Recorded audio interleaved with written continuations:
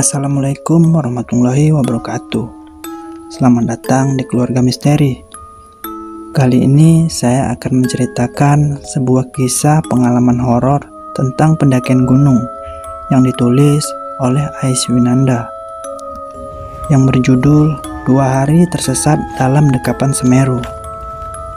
Dikarenakan cerita kali ini lumayan cukup panjang, jadi saya akan membaginya menjadi 2 bagian, part 1 dan part 2. Dan gak usah berlama-lama lagi, langsung saja kita ke ceritanya. Perkenalkan, nama saya Muhammad Hanafi, biasa dipanggil Nafi. Saya anak ketiga dari 4 bersaudara. Bisa dibilang kami terlahir dari keluarga yang kurang mampu. Ayah saya meninggal saat saya masih duduk di bangku kelas 3 SD. Dan setahun pun berlalu. Saat ini saya sudah duduk di bangku kelas 4 SD. Saat itu ibu saya berjumpa kembali dengan teman lamanya. Teman ibu menawarkan saya dan adik saya untuk tinggal di pondok pesantren yang berada di kota Binjai. Di sana ada sebuah pondok pesantren yang menampung anak-anak yatim dan piatu. Akan tetapi mereka hanya menampung anak yang berusia di bawah 10 tahun saja. Mendengar hal itu, ibu saya sangat bersyukur karena saya dan adik saya yang masih di bawah 10 tahun, akhirnya kami berdua pun tinggal di pondok pesantren itu. Dikarenakan pesantren itu cukup jauh dari rumah, kami hanya pulang saat hari raya Idul Fitri saja. Saat liburan semester, kami tetap tinggal di sana. Singkat cerita, kini saya telah lulus SMA. Saat itu, saya menawarkan diri untuk mengabdi di pesantren tersebut, menjadi seorang guru agama. Pada saat itu, saya diberi upah atau gaji. Tetapi saya menolaknya, karena semua itu saya lakukan sebagai tanda ucapan terima kasih saya. Karena merekalah yang telah membimbing saya sampai saat ini.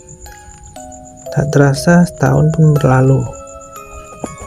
Ada salah satu donatur pondok pesantren yang berniat akan mengkuliahkan saya di salah satu universitas yang berada di kota Medan.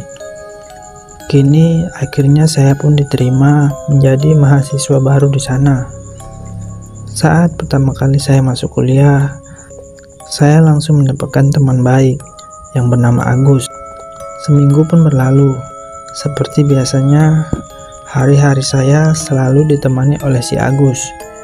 Kemana-mana kami selalu berdua. Hingga pada akhirnya, kami berdua tertarik untuk ikut salah satu organisasi Mapala. Hari dimana saya dan Agus mengikuti pelatihan pertama di UBEN. Di sana kami berkenalan dengan seorang wanita yang memiliki paras yang sangat cantik. Ia bernama Sinta. Parasnya sungguh cantik karena kecantikannya. Semua para pria di organisasi UBEN pun pada mengidolakan sosok Sinta, termasuk saya sendiri. Di waktu jam istirahat, kami bertiga pun mengobrol dengan akrab, layaknya udah saling kenal lama. Padahal kita juga baru saling kenal. Tak lama, kini terdengar suara azan. Saya dan Agus pun pamit ke Sinta mau pergi ke masjid untuk menunaikan ibadah sholat. Sinta pun tersenyum dan berkata, "Anak soleh." "Enggak kok Sin," jawab Agus. "Kami cuma menjalankan yang diperintahkan." Sinta pun hanya tersenyum. "Mau ikut?" ajak Agus. "Aku lagi dapat Gus," jawab Sinta. Kami pun mengangguk dan berlalu pergi. Saat kami kembali, Sinta sudah tidak ada di tempatnya. Ternyata saat ini Sinta disuruh belajar memasang tenda. Dari kejauhan, saya memperhatikan Sinta. Dan tiba-tiba Sinta menoleh ke arah saya sambil tersenyum. Tiba-tiba jantung saya berasa gak karuan. Apa ini yang dinamakan cinta? Ucapku dalam hati. Karena selama di pondok yang ada cowok semua, baru di sini saya melihat cewek secantik Sinta. Kalian sendiri pasti tahu lah ya kan, gimana rasanya baru ngerasain yang namanya cinta. Hehe. Singkat cerita, libur panjang pun tiba. Seperti biasa, mengisi kekosongan hari, saya dan santri lainnya mengaji berjamaah. Setelah selesai mengaji, saya berbaring di kamar, dan tak lama saya pun tertidur. Tiba-tiba, dan saya terbangun ketika mendengar suara HP saya ada yang menelpon. Saat saya melihat HP saya, ternyata yang nelpon barusan adalah si Agus. "Halo, assalamualaikum," ucap saya. "Waalaikumsalam." Saya langsung terdiam mendengar suara dari balik telepon. Kenapa suara perempuan? "Hai Napi, apa kabar? Ini aku Sinta." Ternyata yang menelpon adalah Sinta. Sinta, alhamdulillah baik. Ada apa, Sin? Kok bisa sih kamu nelpon pakai nomornya si Agus? Tanya saya sambil kebingungan. Ya nih, sebenarnya sebelum libur kuliah, saya dan Agus sudah berencana untuk melakukan pendakian. Kamu mau ikut nggak? Ucap Sinta. Emang mau mendaki kemana? Tanya saya. Udah, kamu kesini aja, kita omongin di rumah si Agus. Kamu nggak sibuk kan? Tanya Sinta. Enggak kok. Yaudah, saya kesana sekarang, jawab saya. Yaudah, ditunggu ya. Assalamualaikum, ucap Sinta. Waalaikumsalam. Saya pun segera berangkat ke rumah si Agus menggunakan sepeda motor. Waktu itu menunjukkan pukul 2:15 siang. Setelah sampai di rumah Agus, ternyata di sana sudah ada si Tina dan Robi. Mereka berdua ternyata temannya Sinta yang ingin juga ikut dalam pendakian kali ini. Assalamualaikum, ucap saya. Waalaikumsalam. Sini duduk, Pi, ucap Sinta. Mau mendaki kapan? Dan mendaki kemana? Ucap saya. Mau ke Semeru, Pi. Rencananya sih perginya minggu ini, ucap Agus. Setelah berdiskusi cukup lama, akhirnya kami semua pun setuju rencana akan pergi hari Jumat dan sampai di base camp kemungkinan hari Minggu. Singkat cerita, hari yang ditentukan pun tiba. Pagi itu, kami semua sudah berkumpul di rumahnya si Agus, seperti apa yang sudah kami janjikan di awal. Dan setelah semuanya berkumpul, kami pun packing ulang, siapa tahu ada barang yang ketinggalan. Setelah semuanya beres, kami pun pamit ke orang tuanya si Agus. Dan pada saat itu, kami berangkat pukul 8 pagi. Kami berangkat menggunakan mobil pamannya si Agus. Dari Medan menuju Pulau Jawa, mungkin membutuhkan waktu yang cukup lama. Saya dan Agus bergantian menjadi supir. Dengan hati yang riang gembira, rasa tak sabar ingin melihat keindahan alam. Mobil pun melaju dengan kencangnya. Seperti biasa, setiap mendengarkan suara azan, kami segera mencari musola atau masjid untuk menunaikan ibadah. Dan perjalanan pun masih berlanjut, hingga kami pun tiba di sebuah SPBU untuk mengisi bensin. Di samping pom bensin itu ada sebuah Indomaret. Saya pun berniat membeli sebuah roti di sana. Setelah selesai, saya pun keluar. Dan tiba-tiba ada seorang kakek-kakek duduk di depan Indomaret itu sambil memegang sebuah mangkuk, dan saya pun mengeluarkan selembar uang. Dan roti yang baru saya beli juga saya kasihkan ke kakek itu. Kakek itu pun tersenyum dan mengatakan, "Terima kasih, kamu memang anak yang baik," ucap kakek itu. "Sama-sama, kek," jawab saya. "Mau kemana, nak?" tanya kakek itu lagi. "Mau mendaki, kek," jawab saya. "Selama di sana jangan pernah tinggalkan sholat ya, nak, dan minta perlindungan sama Yang Maha Kuasa agar perjalanan kalian tidak ada hambatan sama sekali. Dan satu lagi pesan kakek, kunci keselamatan selama kalian di pendakian ada di kamu, nak," ucap kakek tersebut. Kunci? Maksudnya kunci apa ya, kek? Tanya saya. Dan belum sempat kakek itu menjawab, tiba-tiba ada yang menepuk pundak saya dari belakang. Vi, lu barusan ngomong sama siapa? Ucap si Agus. Ternyata yang menepuk barusan si Agus. Ini Gus, saya lagi ngomong sama kakek ini. Setelah saya kembali menoleh ke arah kakek itu, ternyata kakek itu sudah tidak ada di tempat.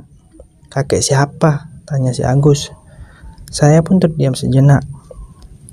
Yuk berangkat, ucap si Agus. Kami berdua pun menuju ke mobil dengan saya yang masih kebingungan memikirkan apa yang barusan terjadi. Saya masih terbayang dengan apa yang diucapkan kakek itu, yang mengatakan kamu adalah kunci keselamatan rekan-rekanmu nanti. Setelah memasuki mobil, perjalanan pun dilanjut. Selama di mobil, perkataan kakek tersebut masih terngiang-ngiang di telingaku, sehingga saat ini saya berpikir akan terjadi sesuatu nantinya. Setelah lama berjalan, kami semua pun tertidur, kecuali si Agus yang masih mengendarai mobil. Tak terasa, azan subuh pun tiba. Setelah selesai sholat, sekarang gantian. Saya yang menjadi supir, dan Agus pun tertidur dengan lalapnya. Ketika sudah agak terang, kami sudah berada di kota. Kami pun singgah di sebuah warteg untuk makan dan beristirahat sejenak di sana. Pagi itu, cuma kami berlima yang ada di warteg itu. Pemilik warteg pun menanyakan tujuan kami. Mau kemana, Dek? Mau mendaki, Bu. Mudah-mudahan perjalanan kalian tidak ada hambatan sama sekali ya.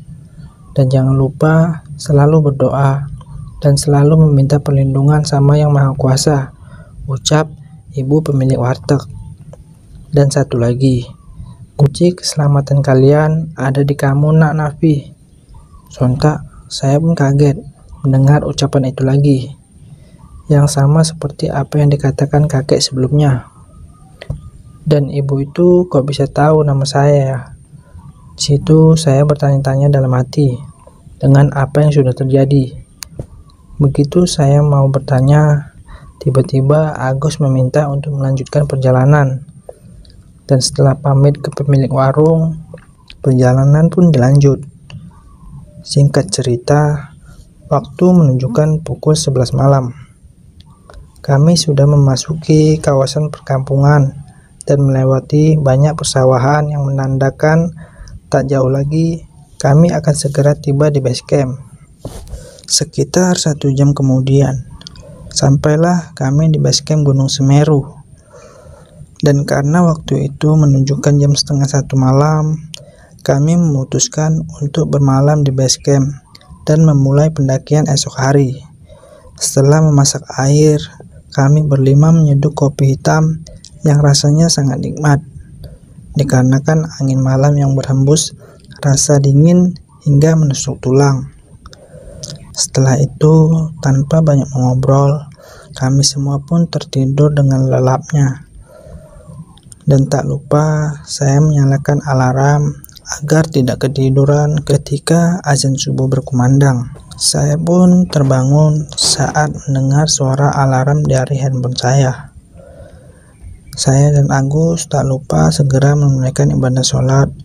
Setelah selesai sholat, ternyata Sinta sudah memasak nasi beserta lauknya. Kami pun langsung menyantap makanan itu. Ternyata kamu pintar masak juga ya, Sin, ucap saya. Iya, masakanmu enak banget, Sin, saut si Agus. Lagi-lagi Sinta pun hanya tersenyum. Setelah selesai menyantap habis makanan itu, kami pun bergegas mendaftar di pos pendaftaran. Setelah semuanya beres, kami pun kembali berkumpul di depan jalur pendakian. Sebelum memulai pendaki, kami tak lupa berdoa terlebih dahulu agar diberikan keselamatan. Di sini saya yang memimpin doa. Ya mudah-mudahan tidak terjadi hal-hal yang buruk saat mendaki nanti. Saat kami baru mau memulai pendakian, tiba-tiba kami didatangi oleh seseorang pendaki lainnya. Dia memperkenalkan diri, namanya Mas Oka. Setelah berkenalan, kami pun bertanya, "Mas, kemari sendirian apa sama rombongan?" "Saya sendiri Mas," ucapnya. "Oh, Masnya solo hiking?" tanya saya. "Rencananya sih gitu, tapi kalau tidak keberatan, saya boleh gabung sama rombongan sampean, boleh Mas?" tanya Mas Oka. "Oh, boleh Mas, makin rame kan makin seru," ucap si Agus. Setelah berbincang-bincang, akhirnya kami memulai pendakian. Saat itu Mas Oka yang memimpin jalan atau leader, karena katanya dia sudah sering mendaki kemari. Dan singkat cerita, baru 20 menit berjalan, tiba-tiba si Tina sudah terlihat kecapean. Ya maklum saja karena ini pendakian pertamanya. Jadi kami memutuskan untuk berhenti menunggu Tina untuk memulihkan tenaganya. Setelah dirasa sudah cukup, kami pun melanjutkan perjalanan. Dan singkatnya, tibalah kami di pos 1. Kami kembali beristirahat sambil meneguk air mineral yang kami bawa. Di pendakian kali ini, karena banyak yang masih pemula, kami hanya berjalan santai saja. Karena tujuan kami mendaki bukanlah untuk sampai ke puncak, tapi untuk menikmati yang namanya kebersamaan. Saat saya sedang mengobrol dengan si Agus, saya melihat Oka sedang berbicara dengan Sinta. Layaknya sudah saling kenal lama.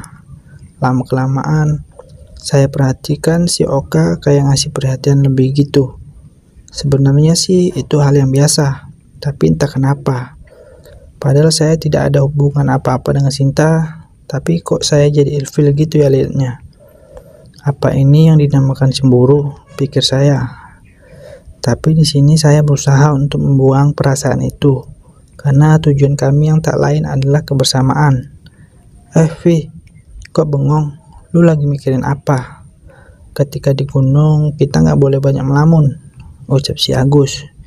Ya Gus, maaf. Setelah cukup beristirahat, kami pun melanjutkan perjalanan. Sebelumnya memang saya sudah sering mendaki, tetapi hanya mendaki gunung yang berada di Sumatera saja. Ini baru pertama kalinya saya menginjakkan kaki di jalur pendakian gunung di Pulau Jawa. Hawa yang saya rasakan sangatlah berbeda saat itu. Pos demi pos pun kami lalui, tanpa ada hambatan yang berarti. Tak terasa hari pun sudah mulai gelap, pertanda siang akan berganti menjadi malam. Setelah selesai sholat maghrib, kami kembali melanjutkan perjalanan. Dikarenakan hari sudah mulai gelap, kami pun menyalakan headlamp untuk menerangi perjalanan dan berencana untuk ngecamp di Cemoro Kandang. Saat ini tak ada satu patah kata pun yang terucap oleh kami. Mungkin karena kelelahan, jadi tidak ada yang mau berbicara. Satu persatu kupandangi wajah mereka. Masing-masing dari mereka pada fokus dengan jalur. Karena saya tidak fokus, tanpa sengaja saya tersandung sebuah akar pohon. Di situ saya tersungkur dan tulang kering sebelah kiri membentur sebuah batu dan membuat betis saya menjadi memar. Beruntung teman-teman saya yang sigap, mereka langsung membangunkan saya. Cuma Mas Oka yang sepertinya tidak peduli dan terus berjalan tanpa menoleh sedikit pun. Ketika saya berdiri, begitu terasa nyeri dan terpaksa saya berjalan dengan terpincang-pincang. Karena keadaan saya, perjalanan kami pun jadi terhambat. Di sini kami tetap dengan pendirian kami. Kami tidak ada berprasangka buruk terhadap Mas Oka. Mungkin karena ia ingin cepat sampai di puncak, makanya dia pun meninggalkan kami. Ini si Agus yang menjadi leader, dan disusul Robi, Tina, Sinta, dan saya. Saya berada di paling belakang atau sweeper. Dengan bermodalkan peta, kami pun melanjutkan perjalanan. Sinta yang berada di depan saya, dengan tak sengaja ia menoleh ke arah kanan. Ia seperti mendengar sesuatu. Tiba-tiba ia langsung membuang mukanya dan menunduk seperti orang yang sedang ketakutan. Karena penasaran, saya pun melihat ke arah kanan jalur. Di situ saya tidak melihat apapun. Akan tetapi setelah dilihat secara seksama, ternyata ada 2 buah bola mata berukuran kepala tangan orang dewasa yang dari tadi sedang memperhatikan kami. Karena sudah terbiasa, saya tidak ada rasa takut sedikit pun, tapi agak merinding sedikit sih. Di sini cuma saya dan Sinta saja yang melihatnya. Saat Sinta menoleh ke arah saya pun langsung menaruh jari telunjuk ke mulut saya agar memberi isyarat ke Sinta untuk tidak memberitahu apa yang dia lihat barusan. Takutnya nanti yang lain jadi ikutan panik.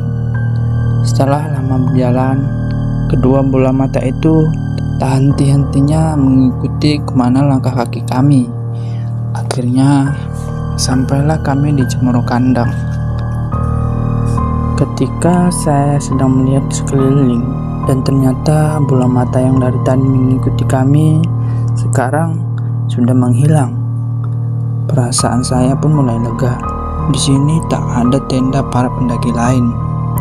Mungkin mereka pada ngecamp di Kalimati.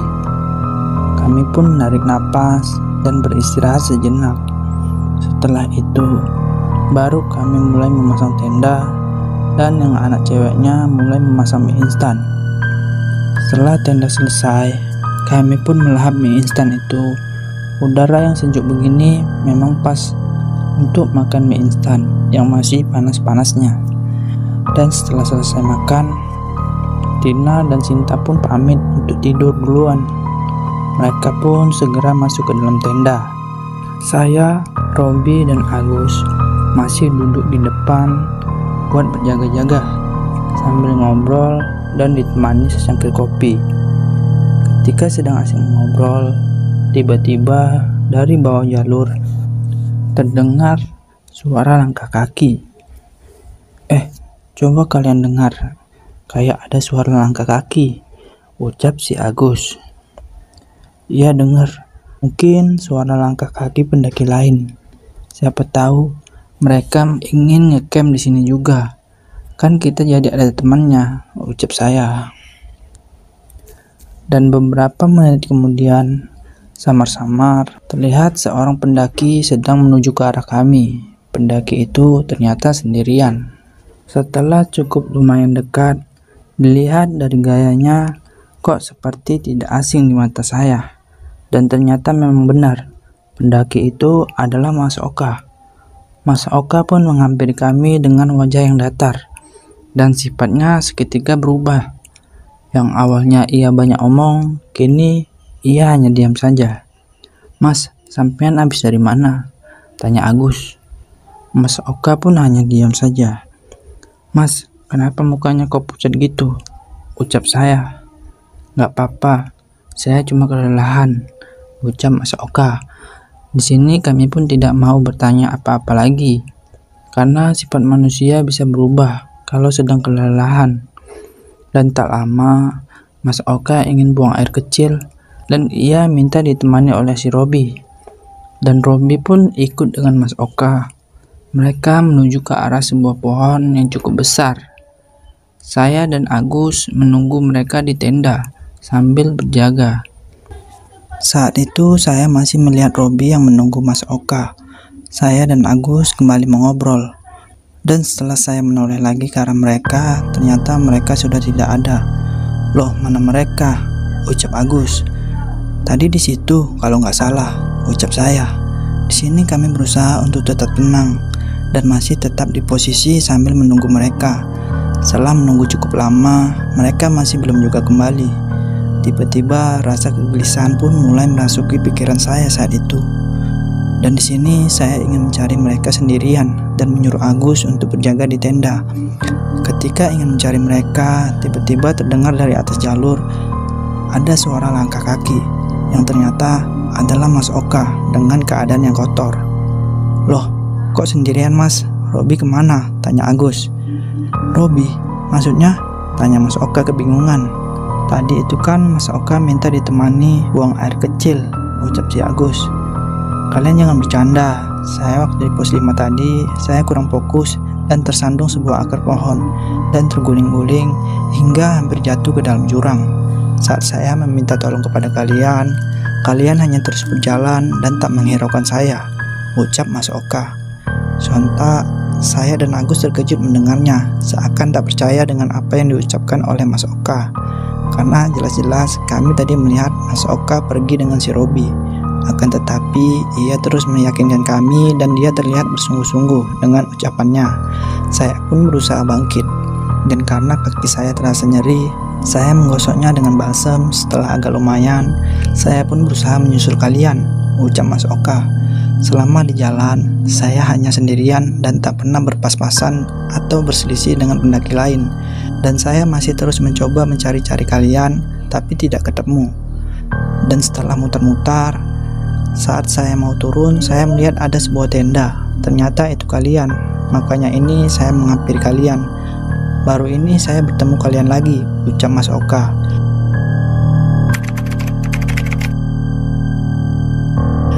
Untuk kelanjutan ceritanya ada di part 2. Terima kasih untuk kalian yang sudah menonton video ini. Bagi yang belum berlangganan, jangan lupa klik tombol like dan tombol subscribe-nya supaya kalian tidak ketinggalan cerita-cerita menarik lainnya. Terima kasih.